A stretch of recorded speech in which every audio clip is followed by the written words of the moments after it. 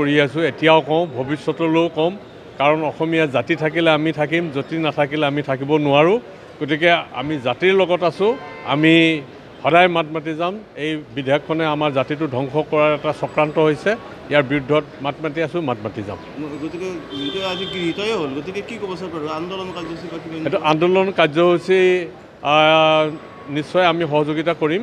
আমাৰ সিদ্ধান্ত ইতিমধ্যে সংযুক্ত মুক্তি বাহিনী অসমৰ তৰফৰ পৰাও আমি সিদ্ধান্ত গ্ৰহণ কৰিম।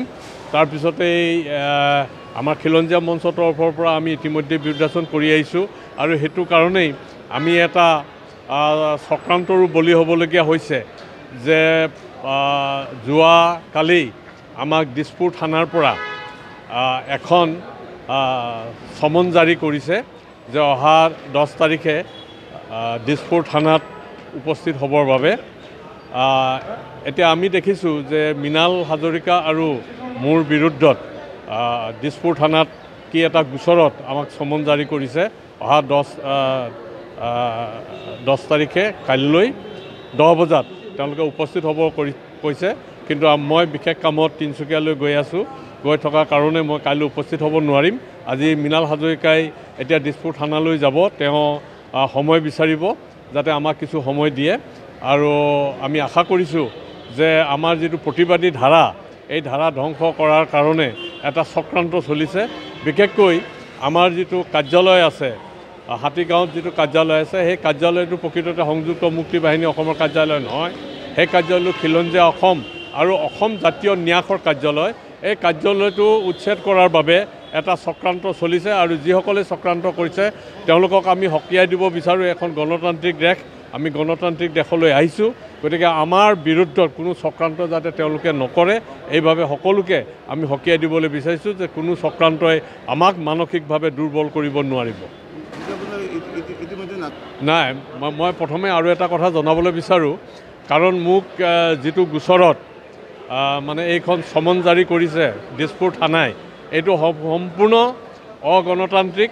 আৰু কাৰণ মই সেই সংক্ৰান্তত একো কথাই নাজানো।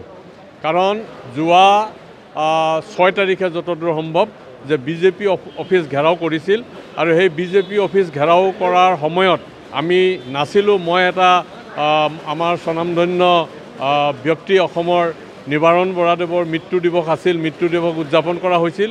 সেই মৃত্যু দিৱস উদযাপন অনুষ্ঠানত মই অংশগ্ৰহণ কৰি আছিলোঁ আৰু আমাৰ কাৰ্যালয়ত কিছু মহিলা আহি পেলাই সন্ধিয়া সময়ত তেওঁলোকে মানে নিত্য প্ৰয়োজনীয় কিবা কাম চাম কৰিছিল, মানে বাথৰুমটো ব্যৱহাৰ কৰিছিল আৰু সেইটো কাৰণেই আমাক আজি গোচৰ তৰিছে। আৰু মই বিশেষকৈ অসম চৰকাৰক আৰু মানে অনুৰোধ জনাওঁ, আইন শৃংখলা বাহিনীক অনুৰোধ জনাওঁ, আমি বৰ্তমান আগে যি নাথাকক লাগে, আজি এতিয়া আমি শান্তি শৃংখলা ৰক্ষা কৰা আইনৰ প্ৰতি শ্ৰদ্ধাশীল হৈ আছোঁ। গতিকে আমাক মানে অশ্ৰদ্ধাশীল কৰি তুলিবৰ কাৰণে কোনো চক্ৰান্ত নকৰিব। আমি আইনৰ প্ৰতি শ্ৰদ্ধাশীল, আমি যাম। আমি কোনো তেনেকুৱা কামত জড়িত হোৱা নাছিলোঁ। মিছাকৈ জড়িত নোহোৱাকৈয়ে আমাক যাতে মিছাকৈ অভিযুক্ত নকৰে, তাৰ বাবে আমি চৰকাৰৰ প্ৰতি অনুৰোধ জনাইছোঁ। আৰু এটা কথা ঠিক যে ভয় ভীতি দেখুৱাই বা জেলৰ ভয় দেখুৱাই আমাক অন্ততঃ ভীতিগ্ৰস্ত কৰিব নোৱাৰিব। যি মানুহে 18 বছৰ জেল খাটি আহিলোঁ বিদেশৰ মাটিত, গতিকে সেই মানুহে ইয়াতো আমি জেল খাটিবলৈ ভয় নকৰোঁ। গতিকে এই কথাটো আপোনালোকৰ জৰিয়তে আমি চৰকাৰক অৱগত কৰিবলৈ বিচাৰোঁ। মিছা ভয় দেখুৱাই পেলাই আমাক মানে ব্যতিব্যস্ত কৰিবলৈ চেষ্টা নকৰিব।